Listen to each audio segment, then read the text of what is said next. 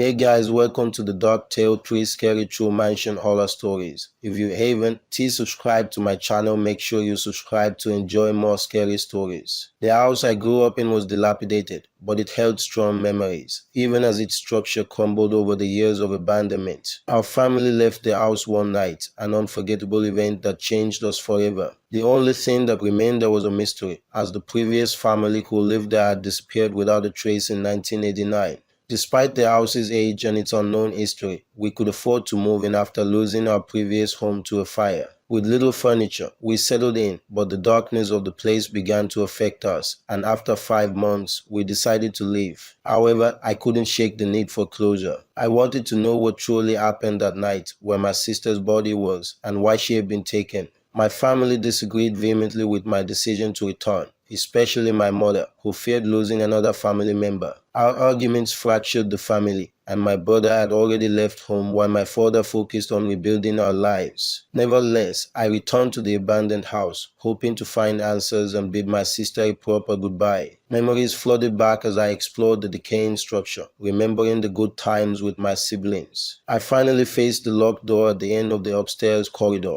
and a vivid flashback of the night my sister disappeared resurfaced. The house came alive with unearthly shrieks, and an evil presence manifested, dragging my sister back into her room. We were forced to flee, and ever since that night, the horrifying memory haunted me. As I re-entered the house, I was determined to find my sister's remains and bring her peace. However, I was met with a grisly scene, and the stench overwhelmed me. Yet, I found no trace of her, only a gruesome skeleton on her bed. The fear escalated when I heard a voice behind me, warning me to leave. I hurriedly left the room but felt a chilling hand on my shoulder, whispering the same warning in my ear. My heart raced as I sprinted out of the house, the curtains of my sister's room revealing the malevolent entity once more. I finally understood that the haunting was real, and I vowed never to return to that dreadful place again. Let's get into story 2. There's an abandoned mansion in Toronto that piqued the interest of my friends and me. We saw pictures of it from a mutual friend who had recently explored the place, and it looked remarkably well preserved. Intrigued, we decided to check it out for ourselves. The mansion was located about 10 miles north of our location, so the drive was manageable. As we approached the mansion, we noticed it sat on a vast grass plain surrounded by pine trees and foliage, acting as a natural fence and providing privacy. I led the way up the large gravel driveway with my friends, child and bride, following closely behind. The construction of the house appeared to have been abandoned when it was nearly complete, as the outside foundation seemed finished. Our mutual friend had mentioned finding an unlocked back window when he explored the mansion, so we sought that window. Fortunately, we found it in the kitchen, allowing us to enter one by one.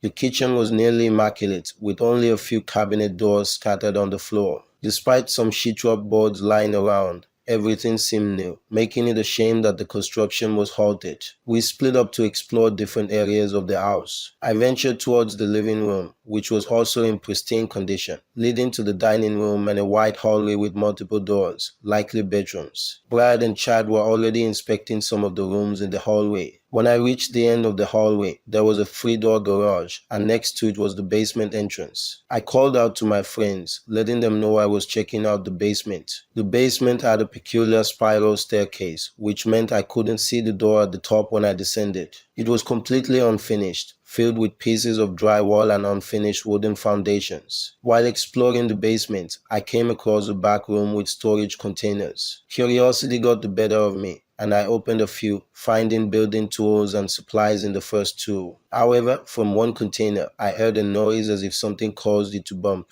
When I approached, I noticed the lid wasn't tightly sealed, and as I tried to lift it, the lid lifted on its own, accompanied by a whispering sound. Frightened, I fell backward, and to my horror, I saw a smiling woman looking at me from inside the container. She laughed and said, "Peekaboo," then disappeared again. Terrified, I ran to the top of the stairs, only to find the basement door locked. I shouted for my friends to open it, but they seemed to be messing with me, causing the staircase to creak. Finally, Chad opened the door, and we ran out of the basement. We locked the door behind us and rushed to the front door, eager to escape the eerie encounter. After reaching the edge of the property, we sat in my car, shaken by the experience, and decided to go back inside to unlock the basement door. We didn't want to risk someone getting hurt down there. However, when we returned, the basement door was wide open, despite our assurance that we had locked it earlier. Feeling terrified and baffled, we decided to leave and never return to that mansion again. Let the third story begin.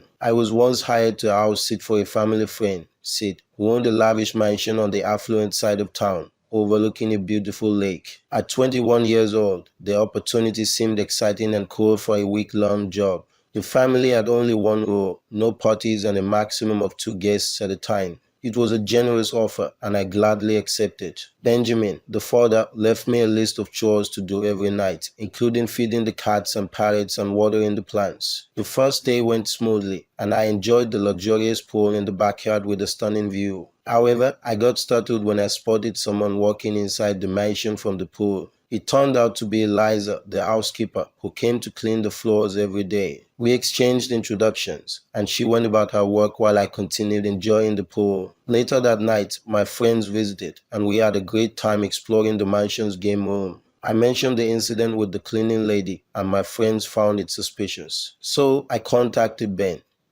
who was surprised to hear about the cleaning lady since there wasn't one hired. I started feeling uneasy, wondering if someone had entered the house unnoticed. As Ben confirmed there was no cleaning lady, I grew anxious, realizing I might not be alone in the mansion. We searched the entire house together over a video call, but there was no sign of anyone. The police came, checked everything, and advised me to lock all doors and windows. Later that night, while lying awake in bed, I heard a squeak from under the bed. To my horror, I found the intruders hiding there, a man and a woman claiming to be the cleaning lady. I screamed and ran out of the house, alerting the police again. When they arrived, the intruders had vanished. It was suspected that they entered while I was in the pool, probably because I forgot to lock the front door. The family cut their vacation short and returned home, but the identity of the intruders remained unknown. It was a terrifying experience, and I left the mansion immediately to stay safe.